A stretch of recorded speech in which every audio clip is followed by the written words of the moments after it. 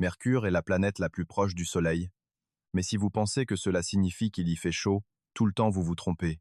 La nuit, les températures peuvent chuter jusqu'à un niveau glacial de moins 180 degrés Celsius. Pendant la journée, cependant, elles peuvent monter en flèche jusqu'à 430 degrés Celsius. Ce déséquilibre extrême se produit parce que Mercure n'a pas d'atmosphère adéquate pour réguler la température. À la place, elle possède une exosphère très fine qui ne retient pas la chaleur. En dehors de la température, vous n'auriez pas à vous soucier de la météo sur Mercure. Les vrais dangers proviennent du rayonnement solaire et du manque d'air respirable. En fait, Mercure reçoit presque 7 fois l'irradiance solaire que la Terre reçoit. En tant que plus petite planète du système solaire, Mercure est pleine de cratères de falaises et d'un terrain accidenté. Cela en fait un endroit assez difficile pour atterrir. La faible résistance de l'air n'aide pas non plus. Cela rendrait le freinage d'un vaisseau spatial bien plus difficile, augmentant les chances d'un crash à grande vitesse.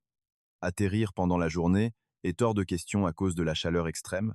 Les combinaisons spatiales les plus récentes de la NASA ne peuvent supporter que jusqu'à 120 et 1 degré Celsius.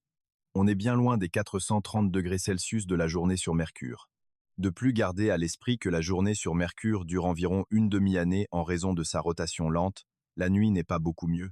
Des températures de moins 180 degrés Celsius dépassent de loin la limite inférieure des combinaisons de la NASA, qui est de moins 157 degrés Celsius. Vous finiriez donc quand même congelé. Votre meilleure chance serait d'essayer d'atterrir dans la zone du Terminateur. C'est la zone entre le jour et la nuit où les températures sont plus modérées. Même là, cependant, cela peut être risqué, car les températures peuvent changer relativement vite. Vénus est la planète la plus proche de la Terre, située à seulement 40 millions de kilomètres. Cela signifie que le voyage pour s'y rendre serait relativement court, environ 4 mois. Sa taille et sa gravité ne poseraient pas beaucoup de problèmes, car elles sont assez similaires à celles de la Terre. Le premier vrai problème auquel vous seriez confronté seraient ces magnifiques nuages jaunes que vous verriez en approchant de la surface. Malheureusement, ils sont composés d'acide sulfurique, une substance hautement corrosive qui détruirait vos poumons en quelques secondes. Mais supposons que vous ayez une combinaison spatiale assez avancée pour le filtrer. À mesure que vous descendez vers la surface, vous remarqueriez que la visibilité chute radicalement.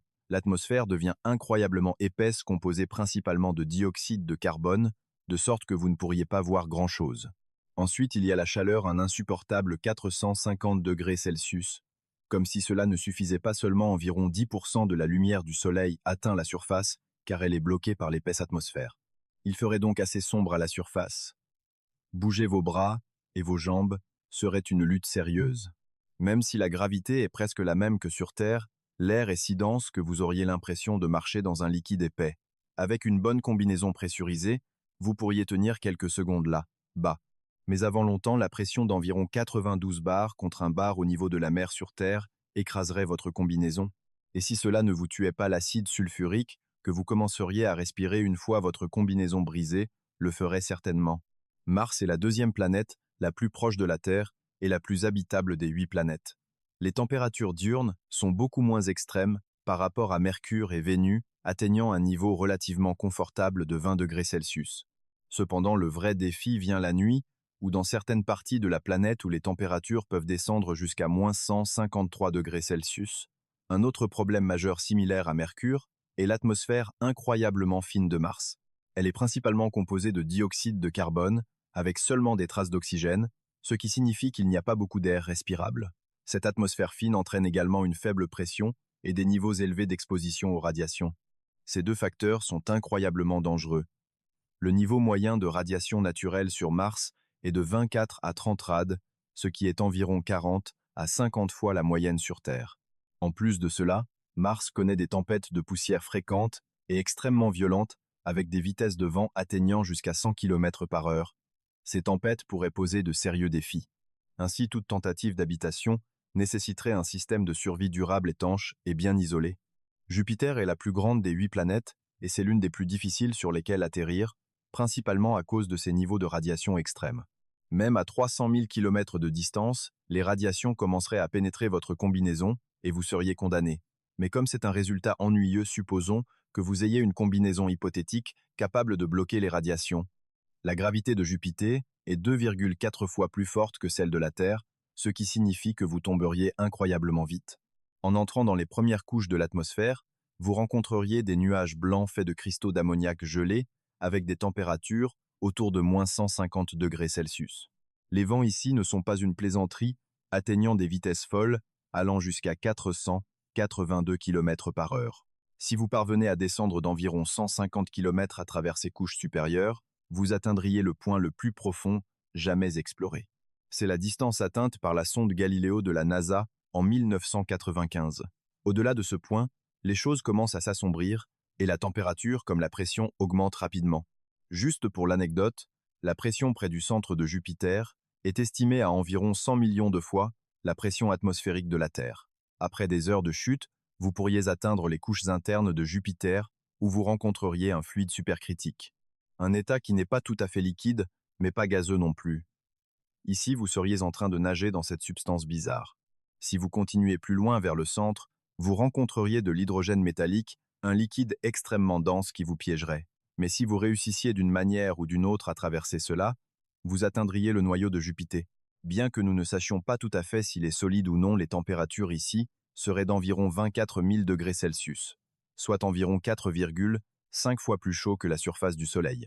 Saturne est la deuxième plus grande planète du système solaire, avec une atmosphère principalement composée d'hydrogène et d'hélium. Le premier défi serait d'éviter une collision avec l'une de ces 146 lunes en orbite.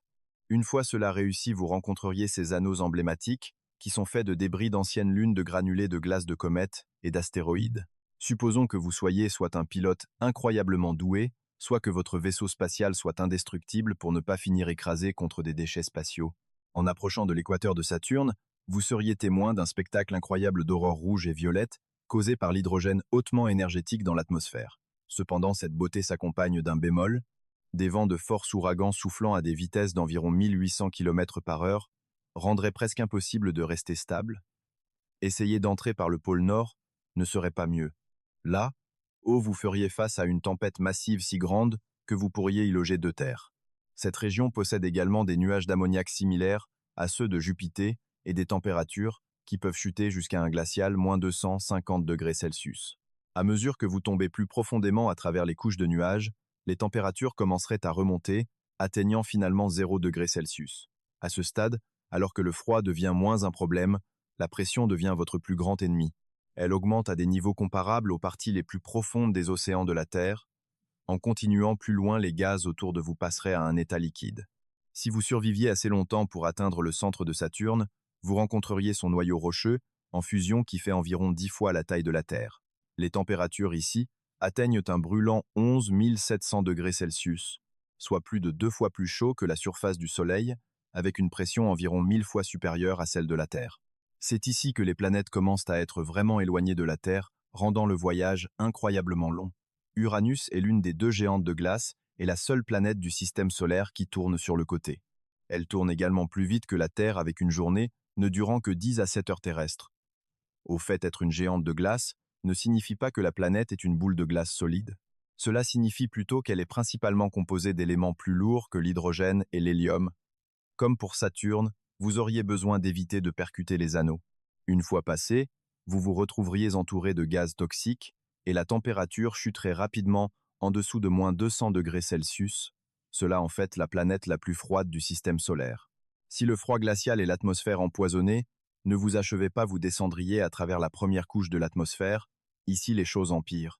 L'air devient dense et vous seriez bombardé par des granulés de glace. Finalement, vous atteindriez quelque chose de vraiment spectaculaire, une pluie de diamants poussée par des vents allant jusqu'à 900 km par heure. Mais encore une fois, il y a un piège. La pression ici est environ 100 fois supérieure à celle de la Terre, ce qui finirait par vous écraser. Neptune est la deuxième géante de glace après Uranus et sa composition est très similaire. Étant la planète la plus éloignée du Soleil, 30 fois plus loin que la Terre, elle est incroyablement sombre. Comme Uranus, Neptune est extrêmement froide dans ses couches externes, mais les couches internes sont intensément chaudes en raison d'une pression immense et de la chaleur de son noyau. En fait, son noyau est à environ 7000 degrés Celsius, ce qui est plus chaud que la surface du Soleil. Elle connaît également la célèbre pluie de diamants causée par la haute pression, décomposant le méthane et formant des diamants solides. Les vents de Neptune sont parmi les plus forts du système solaire, atteignant des vitesses supersoniques. À bien des égards, c'est essentiellement une jumelle d'Uranus, il n'y a donc pas grand-chose à ajouter. Si vous avez aimé cette vidéo, abonnez-vous pour d'autres similaires, ou rejoignez mon Discord pour en suggérer une autre.